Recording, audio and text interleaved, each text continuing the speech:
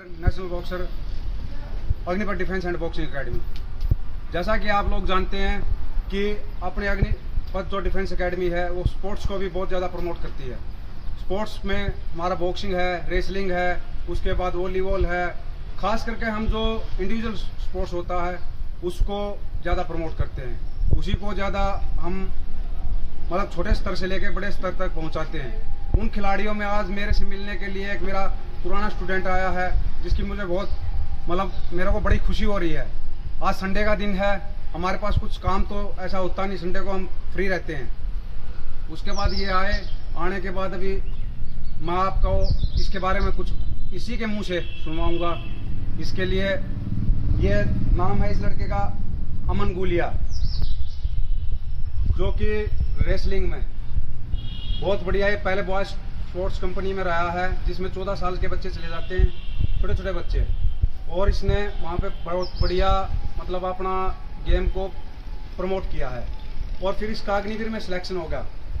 अभी आप लोगों को जहन में एक और सवाल आता है कि अग्निवीर में हुआ है इसका, तो ये परमानेंट नहीं है। मैं आपको एक बात बता देता हूँ, जो भी लड़का डायरेक्ट स्पोर्ट्स से जाता है वो परमानेंट ही होता है। उसके बाद में उसका देखा जाता है कि वो प्रोग्रेस क्या कर रहा है, उसकी प्रोग्रेस रिपोर्ट क्या है, उसके ऊपर भी है।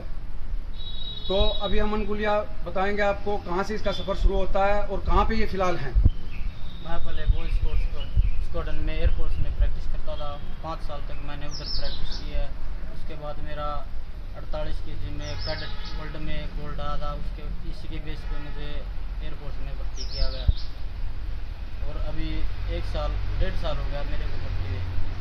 अब अग्निपथ के जो स्टूडेंट हैं उनको आप क्या बोलना चाहोगे कि ये अग्निवीर है जो लोगों की अफवाहें हैं, इसके बारे में क्या बताना चाहोगे?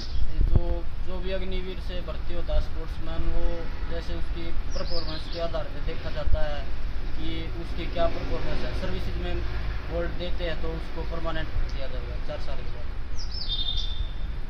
यह आपने खुद इस लड़के के मुंह से सुना है। ये जो अफवाहें हैं इन पे ध्यान ना दें, सिर्फ और सिर्फ अपनी मेहनत पे भरोसा रखें। कोई ज़रूरी नहीं है। देखो मैं आपको एक बात बताता हूँ, जो फौज के अंदर जाते हैं या एयरफोर्स में जाते हैं, जो भी बेल्ट की नौकरी में जाते हैं, वो को बहुत अच्छे घर से तो होते नहीं, मिडिल क्लास फैमिली होती है। और हमारे लिए भी सरकार ने वही रुतबा वही वो अपनाया है कि ये भी कैसे कैसे करके पीछे रह जाएं। लेकिन इस पर आप लोगों को ध्यान नहीं देना है। आपको अपनी मेहनत करते रहना है और जिद्दारी से जो मेहनत करेगा वो एक दिन पक्का ही सफल होगा।